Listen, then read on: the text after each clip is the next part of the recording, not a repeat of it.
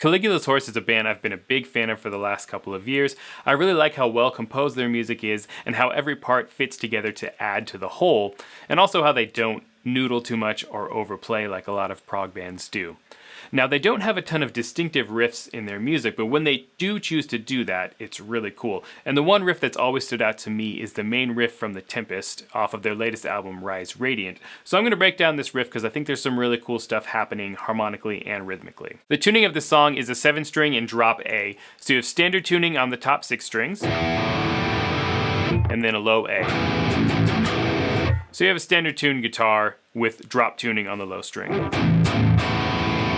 And this is actually the tuning that I use in all of my 7-string music. There's a couple of really cool things that happen in this riff. It's in 4/4 the whole time, but it has an odd phrase length. So there's 3 chords that happen, and each one is 2 bars long, so the whole riff lasts 6 bars. So instead of a normal 4 or 8 bar phrase, you have 6. And when you're using a common time signature like 4/4 or 12/8, it can be really cool to have an odd phrase length, to 5-bar phrase or 7-bar phrase. It just keeps things from being too predictable. Before I break down the riff, let's take a look at the chord progression. First we have a D minor, and we're in the key of D minor, so this is our root chord. And then next you have a C minor. It's actually like a C minor 6/9, because the second time this riff plays, there's a melody on top that goes A, G, D. So you get the 6 and the 9 in there. And I'm thinking of this C minor chord as being borrowed from D Phrygian. So in D minor, you have an E natural, which actually happens in the riff. And on a C minor chord, you have an E flat. And that E flat is the flat 2 in D, so you're getting that Phrygian sound. And this move of a root minor chord to a minor chord a full step down is a very common Phrygian move. The last chord is an A7 chord in first inversion, or an A7 with C sharp in the bass. And this is a really nice chord voicing in drop tuning. It's one I actually use a lot myself. And this A7 chord is the 5 chord in D minor, so that's going to lead really nicely to our D minor. It also gives you some chromatic root movement, which I'm always a big fan of. So what you have is a chord progression that's pretty simple, but is also a lot more interesting than what you get from a basic minor progression. The first 2 bars of the riff look like this. This is actually a pretty simple riff, but there's a lot of little details happening. First of all, you have notes that are cut short, and that's kind of adding to the grooviness to have the space between the notes. There's also these little bends, and they're kind of like quarter step bends, so I'm not quite even reaching the next note. It's just for some extra character, kind of like a bluesy bend. That sort of a thing. There's also palm muted notes, and these slides. And the slides are really the hook of the riff to me. And so hitting those accurately is really important. And I'm sliding from 2 frets below on all of these. And I have to do it pretty quick because the goal is you want to land on the target note right on the beat. So the slides are just kind of little embellishments of those notes. So spend some time practicing that because that's really the trickiest part of this riff, to do those slides in time. This riff is entirely in 4/4 as I mentioned before, but there's a lot of syncopation happening. The first bent note, for instance, is on the 2nd 16th note of the 3rd beat.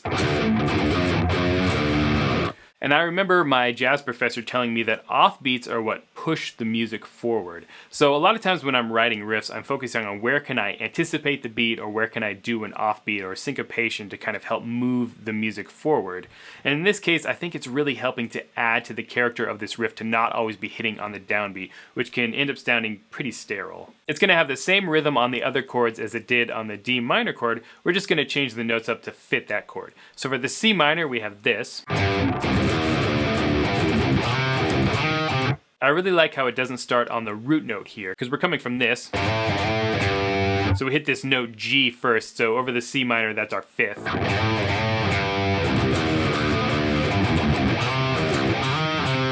And we have some more slides, this time to the 3rd fret of the A string. And then a slide with your pinky, which is probably the hardest part of the whole riff.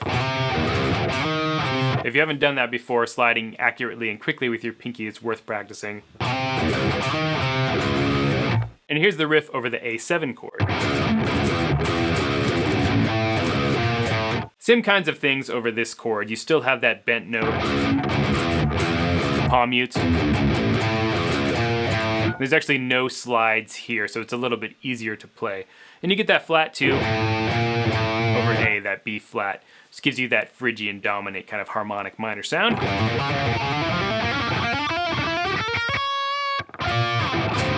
To lead you back to D minor. So here's the whole riff slowly.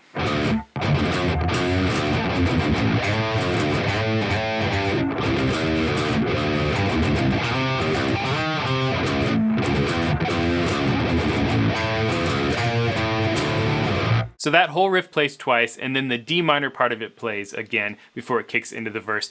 So you have 14 measures between the start of the riff and the verse, which is really cool.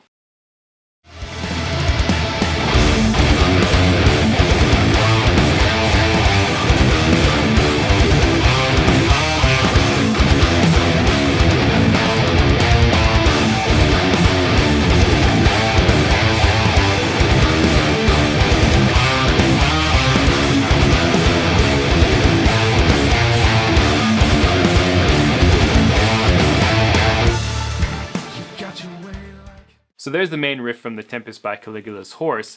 This is a super fun riff to play, so spend some time on it. I think you will enjoy learning it. As always, if you like this video, subscribe, hit the bell notification, like, comment, share, and until next time, stay proggy.